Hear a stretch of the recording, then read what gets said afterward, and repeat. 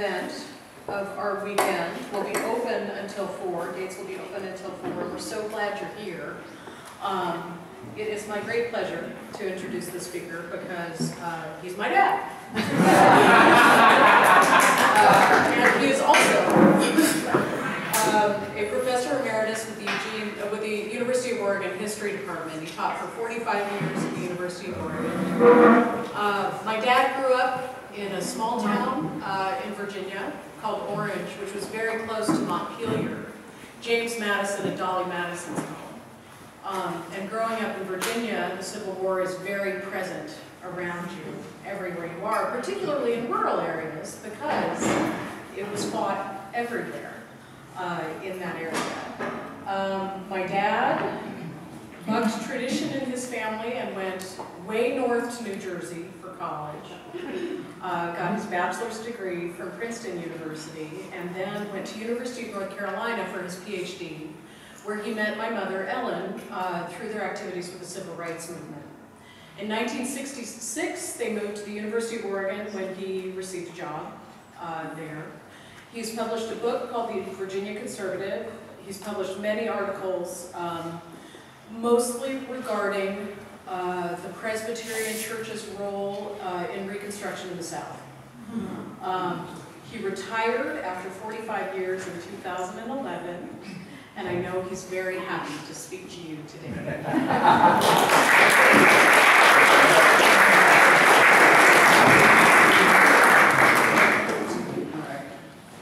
Okay, our topic, can you hear me okay? Yes. Okay, our topic is supposed to be Oregon's connection to the Civil War. Remember, Oregon statehood, 1859, that kind of reminds you of some other things going on around that, right? The Oregon, and what I'm trying to do, let's see, is talk about half our time about the sectional conflict and politics that built up to 1861, and then the war years, probably not beyond. The Oregon country was divided between British Canada and the United States by the Treaty of 1846. That's the point from which the United States government had an exclusive area in the Northwest that it could say was its own. And that was already during the early part of the U.S. war with Mexico, which means that the basic laws for governing Oregon had to be drawn up in the same era as the ones governing California, Utah, New Mexico, areas like that. And from the very beginning, before the treaties were signed, there was that legislative fight called the Wilmot Proviso to keep slavery out of any of those territories. The United States, by 1848, had 15 slave states and 15 free states. Every time there had been a U.S. territory destined to become a state early in its history, the U.S. Congress had done one of either two things. Either in the more northerly territories, it had passed a law saying slavery was not to exist there, or in the more southerly territories, it had passed slave code laws that provided for how slavery would exist there. And yet, with the exception of Oregon, that could not be done with any of the territories organized between 1846 and 1862. Oregon was established as a free territory in 1848, with many Southern members of Congress voting against that, many of them making it clear that they would have been willing to vote for if the law had said, because it lies north of 3630. In other words, if they had gotten a promise that New Mexico and Southern California would be open to slavery. But in fact, what it seems to me happened, nobody ever said it in so many words, is that by the late 1840s, Northern members of Congress could no longer politically take responsibility for voting to legalize slavery in any federal territory and still go back home and get reelected. Some of them could, most of them couldn't. Similarly, by then, Southern members of Congress could not politically take responsibility for voting to ban slavery in any territory and still be pretty sure of going back home and getting reelected. Some could, most couldn't. Usually what happened is in the Compromise of 1850 was there would be what was called popular sovereignty, an assumption that subject to possible overrule, the territorial government would do it. Certainly it had to be taken out of having Congress in the hot seat. And people were wondering pretty early after that whether that meant that even territories that had been designated one way or the other had now had those rules superseded by the new patent. Now, some of the families that moved to the Oregon Territory came from slave states and brought a few household slaves with them. I do not know of any large slaveholding there ever was in this territory. If anybody knows of one, tell me in the question period. Could they, however, be pretty sure of becoming free if they raised a lawsuit? Well, the case was Holmes versus Ford, 1853. The Territorial Supreme Court of Oregon ruled that Holmes was free, because, as any other slave suing for freedom would be, because, and this was the way any slavery lawyers reasoned, not the way pro-slavery ones did, because they said slavery could exist only where there was a positive law establishing it, a slave code, and there wasn't in Oregon. Some elected members of Oregon's territorial legislature saw that as a defect. One or two of them may have owned slaves, or they had constituents who did, and proposed laws to recognize slave property in Oregon, and those laws got nowhere with the majority of their colleagues. But it shows that the issue was there.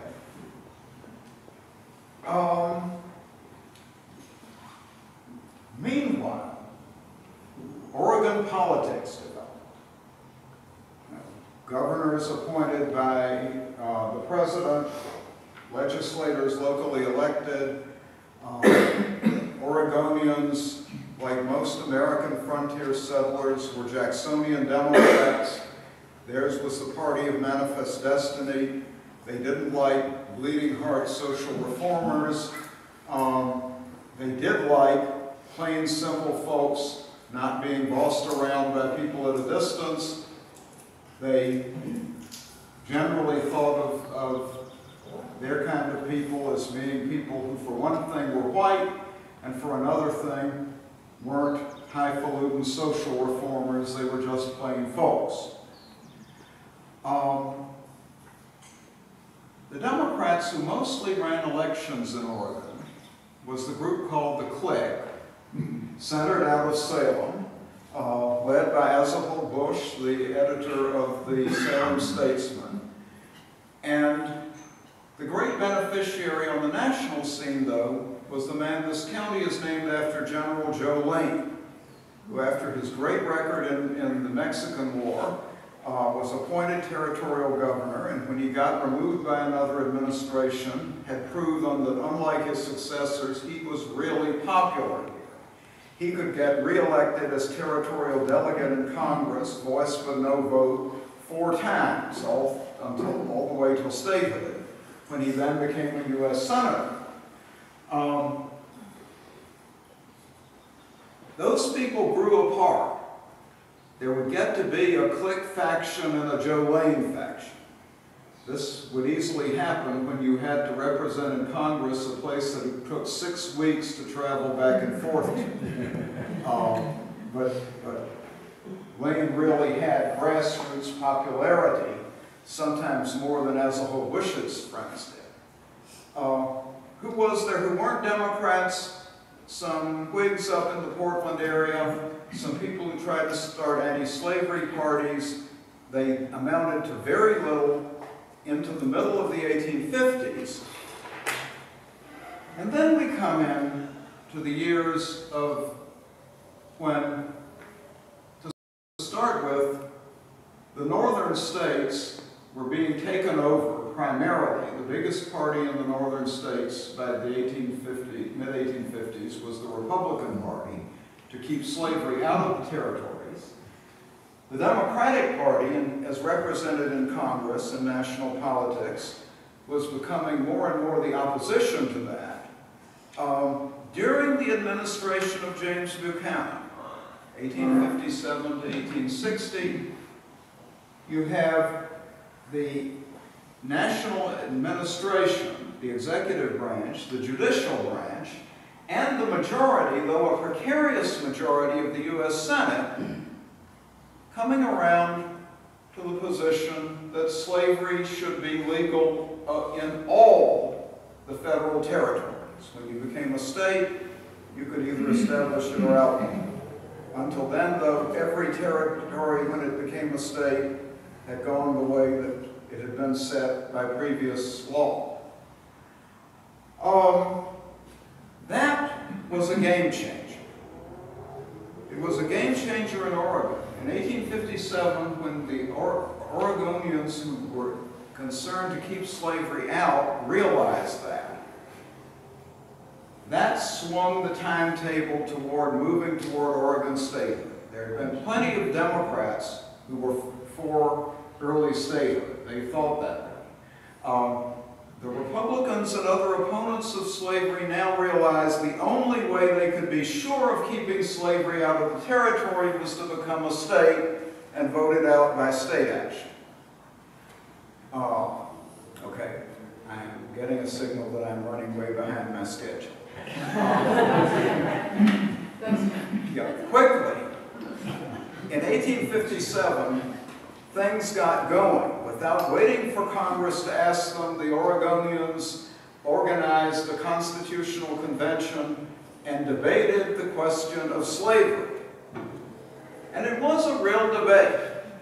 Far north as Oregon was, there were people who reasoned that when you looked at the soil and the climate, this might be the best territory in the country for small-scale slaveholders, without the competition of big plantations they would have in the Deep South. And meanwhile, there was evidence that it was hard to maintain and develop Oregon the way many of its landowners wanted under the existing labor conditions, because many settlers had mile-square land grants that they wanted to farm. They could not hire people under wage labor very stably. Time and again, they would find that they would approach harvest time, and then there would be word of a gold strike in some other part of the territory, and all the farm hands in the area would disappear for months. The possibility of having some slaves seemed plausible, just as it seemed utterly unthinkable for everybody from the Republicans through to As-a-Whole Bush.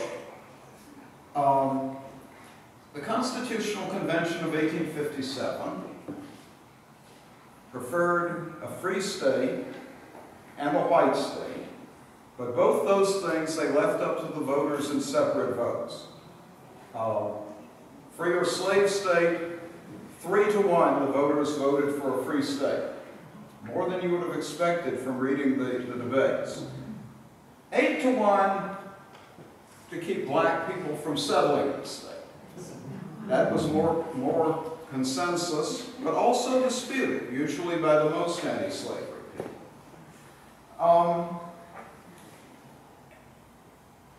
And they thought they would go ahead. Joe Lane was elected a senator by a new territorial legislature that they thought Congress was about to approve, but didn't. because the next session of Congress in 1858, it was tied up by the fight over the Lecompton Constitution of Kansas. Not only the Republicans, but the Stephen Douglas wing of Democrats went ballistic. This was an effort to make Kansas a slave state under a slave state constitution, despite evidence that most of the settlers wanted a free state. Other side, the Republicans. It was now becoming, the division in the Democratic Party in Oregon was now becoming very strong. Joe Lane was with the Deep South defenders of slavery. As a whole, Bush and that kind of Democrats thought the issue was settled in Oregon and didn't want to get tied up with it in national politics. The Joe Lane people all of a sudden were winning Democratic conventions in Oregon. The group that had been running things to click was not. And they didn't know how to organize, and the Republicans moved in, taking as moderate and conservative a Republican stand as they could.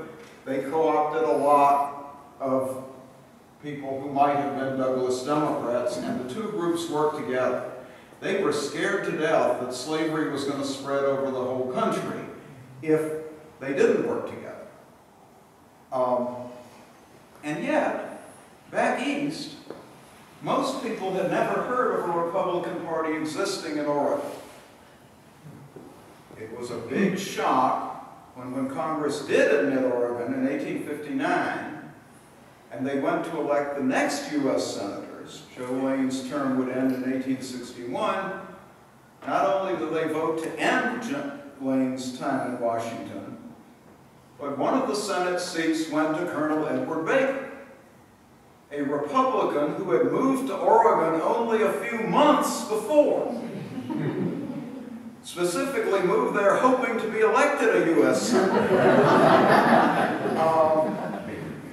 By this time, the people had been shocked enough to learn that there might be a slave state on the banks of the Columbia. Now there was a Republican senator from a state where nobody had ever heard of there being Republicans. And one who knew was an old friend of both Abraham Lincoln and Stephen A. Douglas, both of whom were running for president against the Southern Democratic ticket, John C. Breckinridge, and for vice president, Joseph Lane.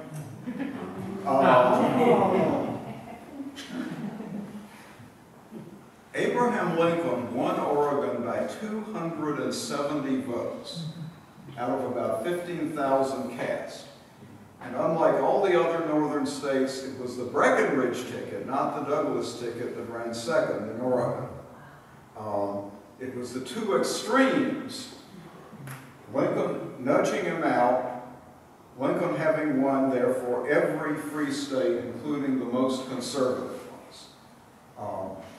Southern secession began soon after, and it became clear that Joe Lane was in sympathy with the seceding states, and his popularity in Oregon started to plummet.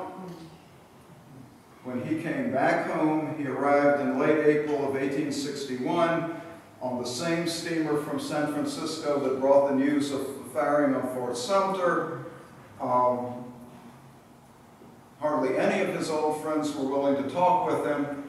Some towns he couldn't even get anybody to carry his baggage. So what about Oregon when the war started? Now, not long before the start of the war, the people in Oregon, led in a way by Governor John Whitaker, had been asking Congress with details about exactly how they wanted it done to send a lot more military to Oregon. There had been a big massacre by Indians on the Snake River of some Western traveling parties. And yet, what was going to happen? Exactly the reverse. The federal troops that were out here, that had been exploring, that had been trying to keep whites and Indians from destroying each other, that had been providing the only law there was in some of the outlying areas were being drawn east to fight in the Civil War.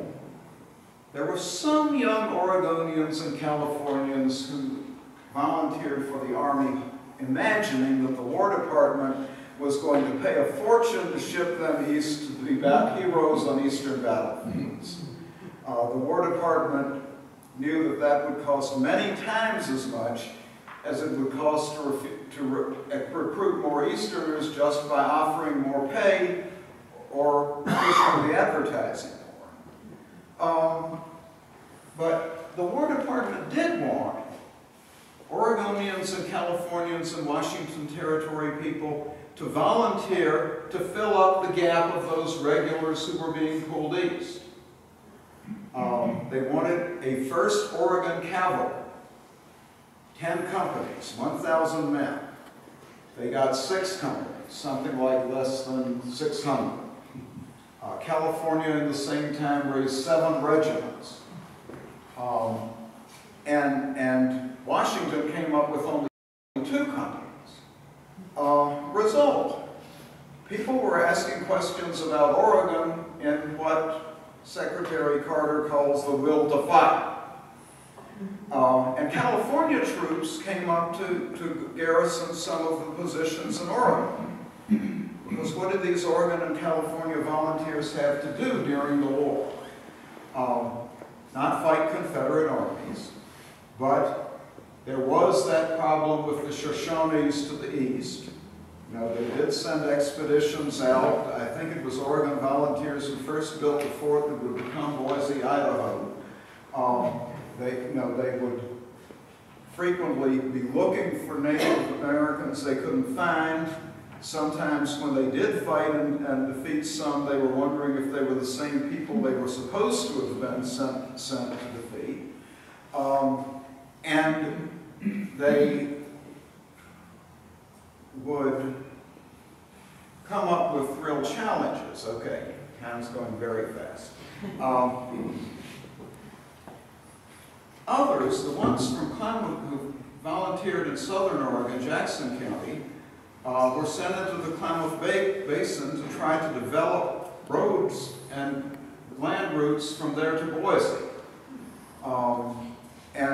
And you have others in other kinds of duties. This is the time that the Navy and War Departments first fortified the mouth of the Columbia River.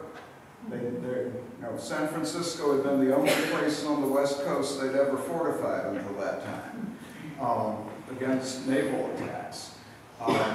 And a lot of things of needs for troops came from the gold rushes that happened in the John Day area and in the Powder River area.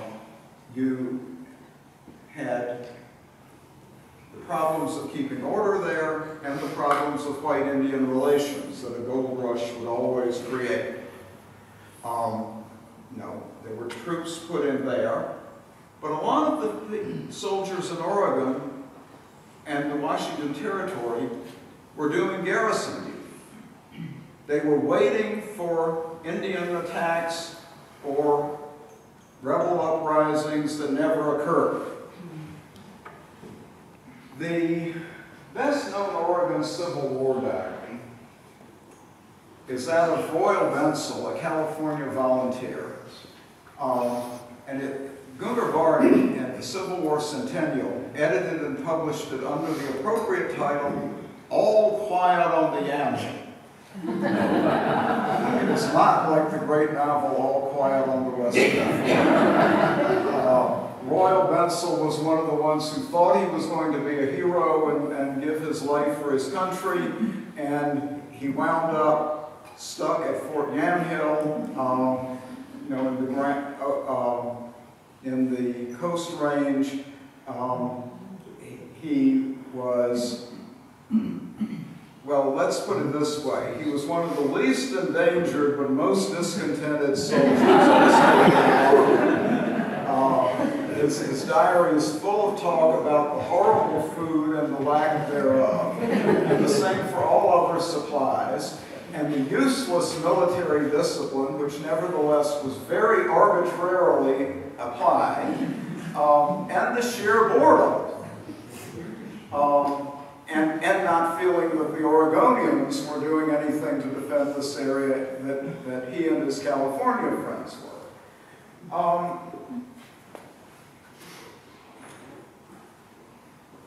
And there did appear in the Salem newspaper a poem that was supposed to be speaking for Company B, the company raised in Salem, in Marion County at least. And the poem went, "'Twas said we know by a traitor foe that we're a band of rowdies for stealing hens from Secesh pens, but that's our duty nowadays."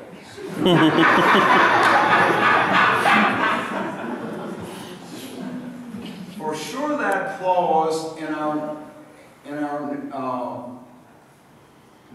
nation's laws that gives our foes the dickens gives us the right to go at night and take all rebels' chickens.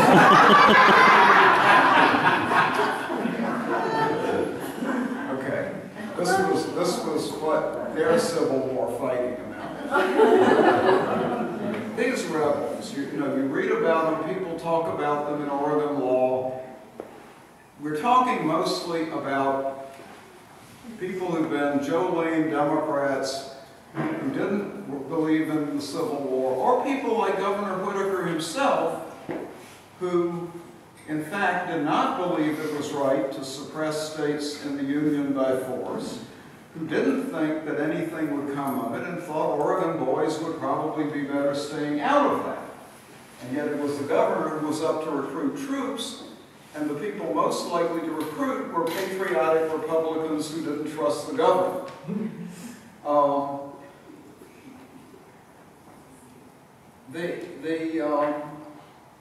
The Republicans, many of whom had until the day before been Douglas Democrats, were able to control Oregon politics from 1862, when they elected Addison Gibbs, to 1868, when they ratified the 14th Amendment, which did away with any legal effect that black exclusion clause would have had. And the remaining Breckenridge Democrats, miners in the mining camps, many of them, some of them people newly coming in over the Oregon Trail who were trying to get away from the war in the places they'd come from, such as Missouri, were very disaffected. But an awful lot of Republicans wanted to believe that they were really conspirators taking orders from Jefferson Davis.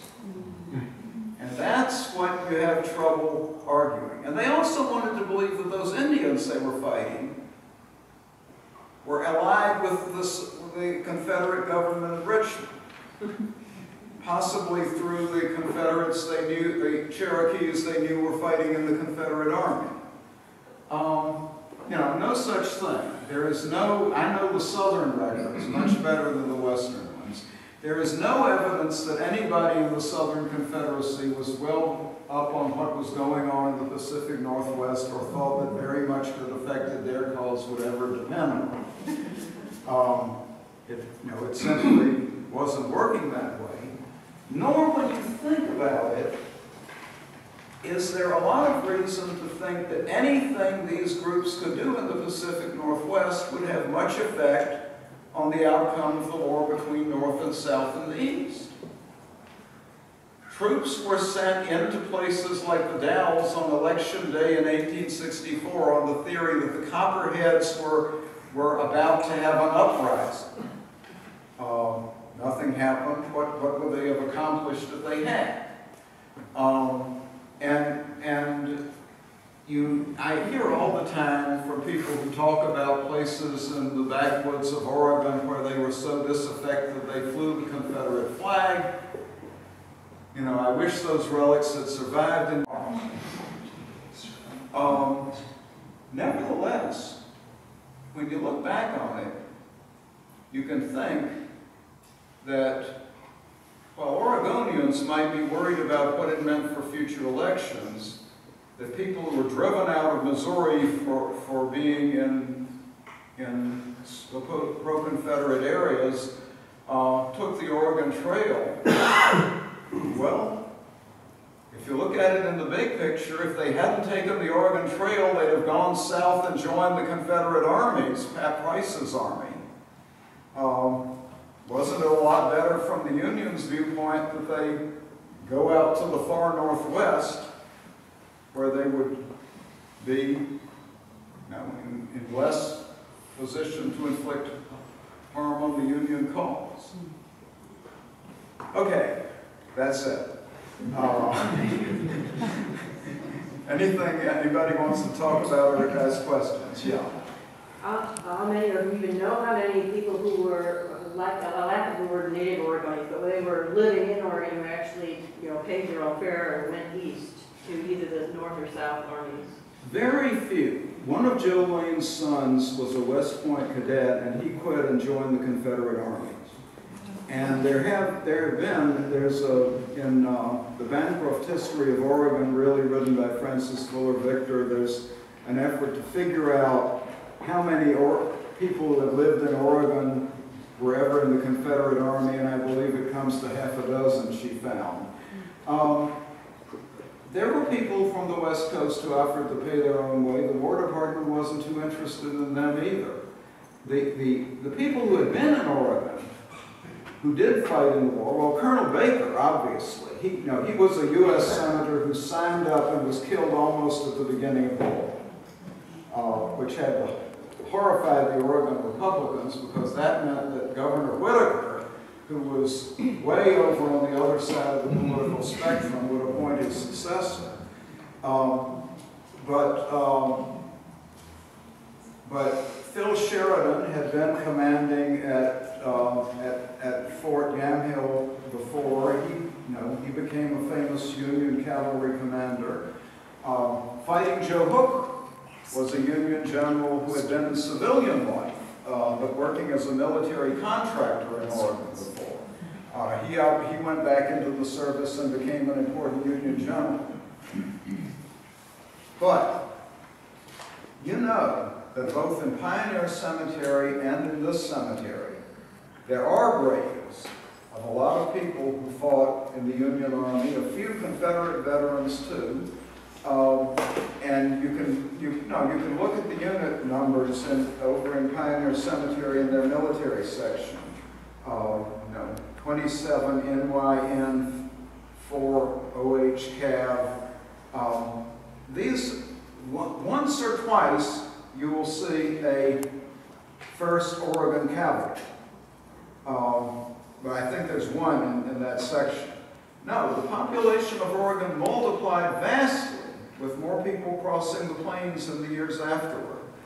We got filled up with a lot of Civil War veterans who had fought all over the places. One of those guys in Pioneer Cemetery, it says, 1 men in.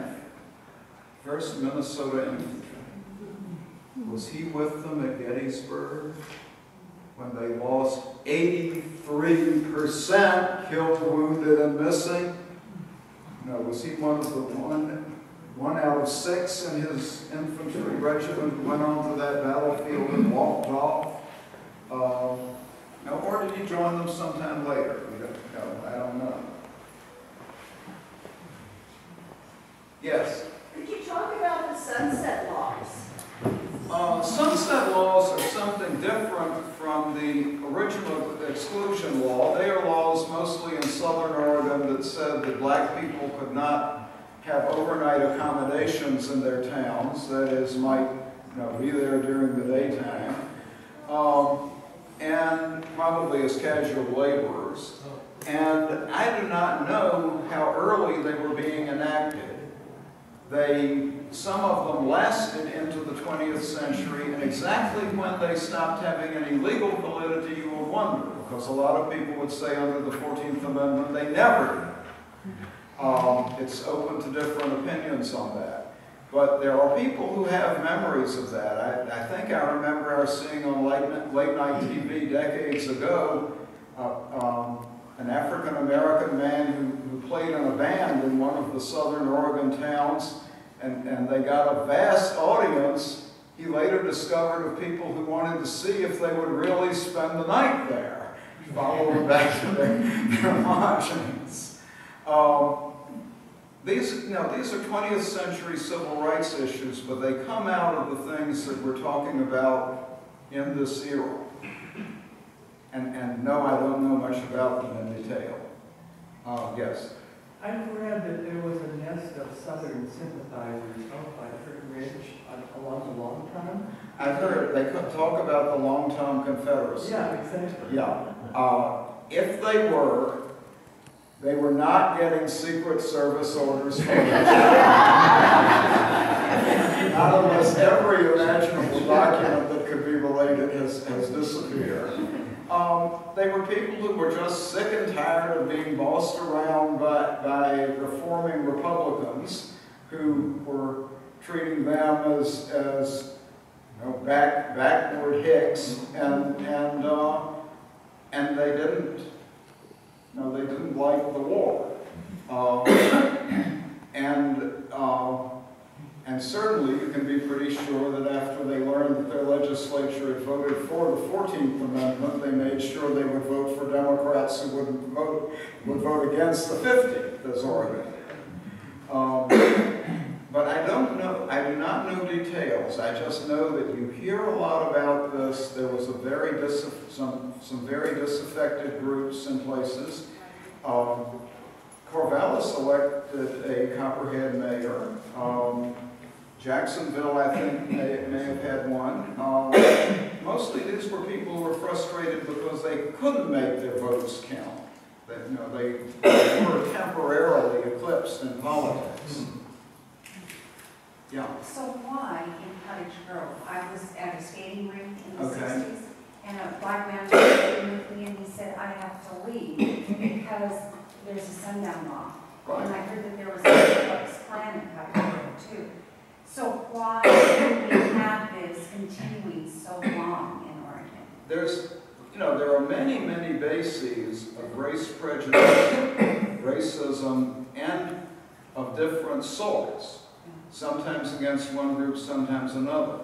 The Ku Klux Klan in Oregon was not primarily organized against the black menace, though they didn't like blacks. Their primarily organization was against Catholics. And city slickers. and anybody that they didn't think was acting morally, and so forth. Thank you. Now that's the second Ku Klux Klan of the 20s. You know, that's not talking about the group back in Reconstruction. And it would depend on which county you were in which state, who they hated the most, too. So, but sundown laws, yes. There certainly were restrictions. People felt they had to follow safely whatever they thought their legal, for safety, whatever they thought their legal rights may be. There is definitely a problem of racism, and there has been in Oregon, and there has been in many other places, and it doesn't always have the same roots one place that it does in another. That helps. Thank you. Yeah. Jacksonville was had a very strong sympathizers. I've understood that Jacksonville had people elected who were Copperheads. Skookum? No. Well, one of the Applegate daughters married a man from Jacksonville who was a Southern sympathizer. Mm-hmm. And Jesse Applegate never spoke to her again, and she was never welcome back in his house. Right. Jesse Applegate was anti-slavery, before there was any organization, organized anti-slavery movement in Oregon. And he became prominent outside his own part of the state, partly because there got to be an anti-slavery organization that was statewide.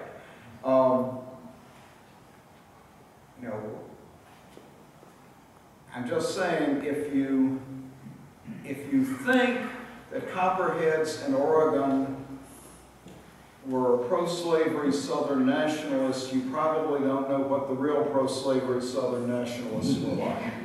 Not that you would have liked them any better. That was in the book. Right. You know, and Yeah, I'm sure that's right. and offended the father greatly. Right. Do you have a question, Ruth? I was wondering about the ownership laws. You had mentioned that blacks weren't allowed to settle. Could you tell me more about that? Yeah, the problem is that that clause in the Oregon Constitution remained on the books unrepealed until into the 20th century. I would appreciate it if anybody can really prove that it had any legal force applied after the 14th Amendment. All the slaves, the people who voted for that would have included both the minority, the 25% who voted for a slave state, and most of the 75% who voted for a free state.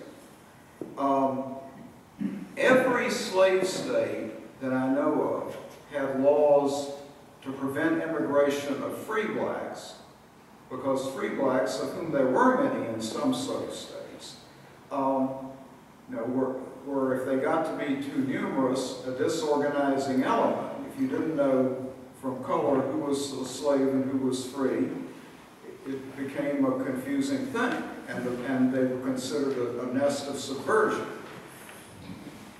Free soilers, or opponents of slavery, who would vote for it, simply didn't want to have black neighbors. What they would tell you is, where they had been back east, you notice the places where there were more black people living were not as prosperous or progressive places.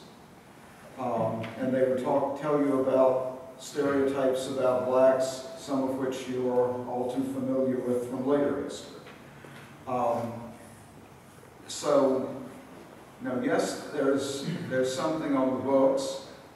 How many blacks it discouraged from moving to Oregon, I don't know, because Illinois and Indiana had laws like that too, but it didn't keep blacks from moving there, including fugitive slaves coming up from Kentucky. Those laws mostly did not have many teeth in them. I believe the Oregon law provided for somebody conceivably being fined or whipped once a year, but that didn't mean they took you to the state line, which for most Oregonians would be a long, long way away. It meant that you were likely to get harassed by the law once a year as long as you were there. And you might stay there and raise a big family, nevertheless. Yeah? As recently, this is not about Oregon, but as recently as 1955, that one of the northern counties were not allowed black persons. Okay. Sundown laws in Missouri as late as 1955. This does not surprise me at all. Yeah. Missouri, remember, was a slave state, but it was the only state where slavery was much contested, even at the ballot box, in the previous era. There was a Republican Party in Missouri, mostly in St. Louis and also German immigrants. Yes. What happened to Joseph Lane? I always wondered. What happened to Joseph Lane? You know, when he came back and landed, not only did a lot of people believe that his luggage was full of guns to try to establish a Pacific Confederacy, but I've read that in books that were published a generation later. Joe Lane went back to his home in what was then Umpqua County and is now Douglas County. He eventually moved to Roseburg in his old age. I think he lived till 1881 and nobody paid much attention to him, except people who in his last years came to interview him about early Oregon history. But as far as I know, there's nobody worried about who he endorsed for office or anything like that afterward. And yet Joseph Lane, even in 1852, when he didn't even have a state that had electoral votes, was put up by the Indiana state delegation at the Democratic National Convention as a candidate for president. Yeah, he had had national aspirations from as long as he had been in Oregon. Excuse me, can I clarify something about Joseph Lane?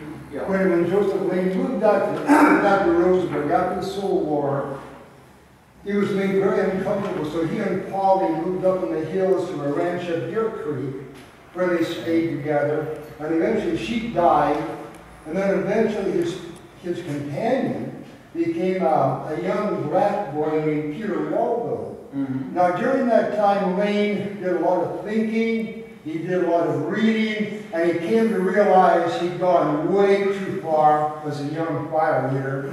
And he basically made it clear he was sorry for the extent he'd done this.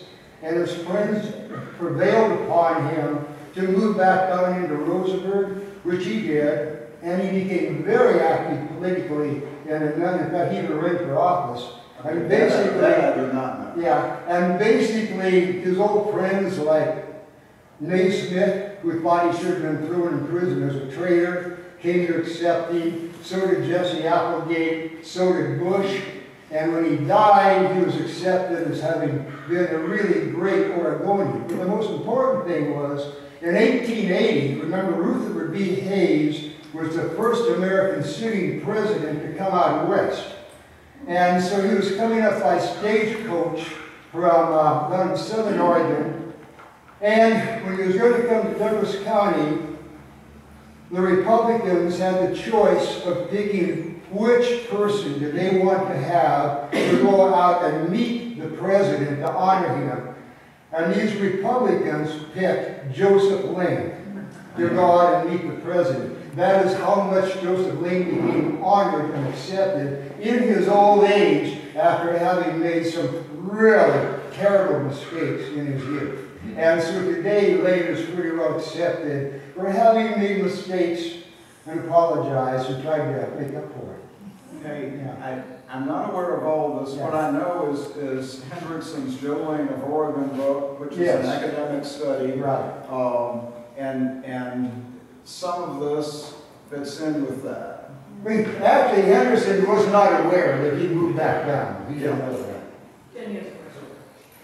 No, you got it. I was interested to know more about the politics of Whitaker, since he's the only governor we haven't buried here, especially compared to Joseph Lane. Right. Whitaker was elected on the Douglas Democratic ticket.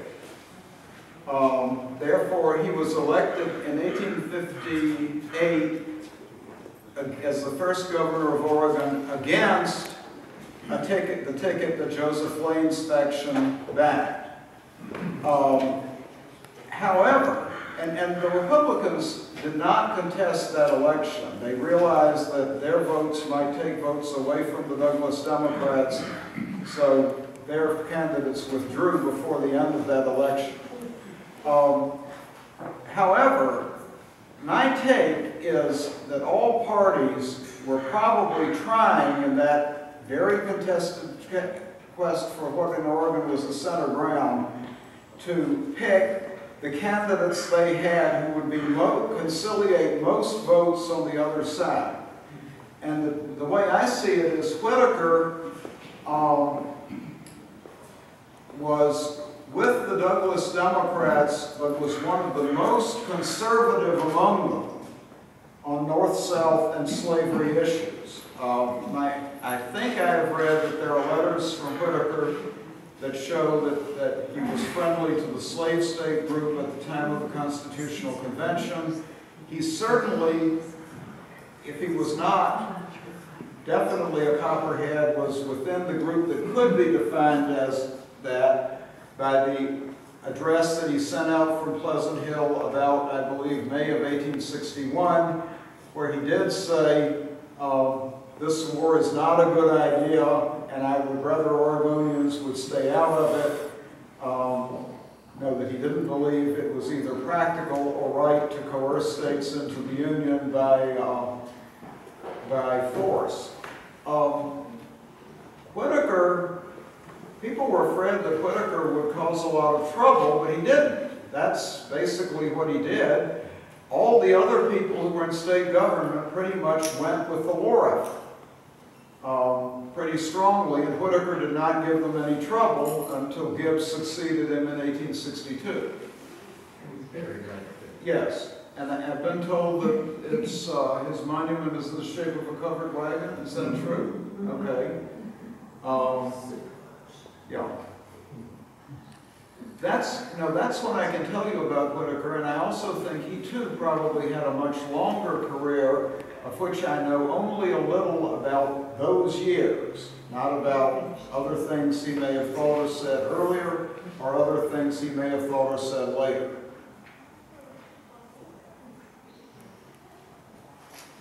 Okay, is that it? Encore.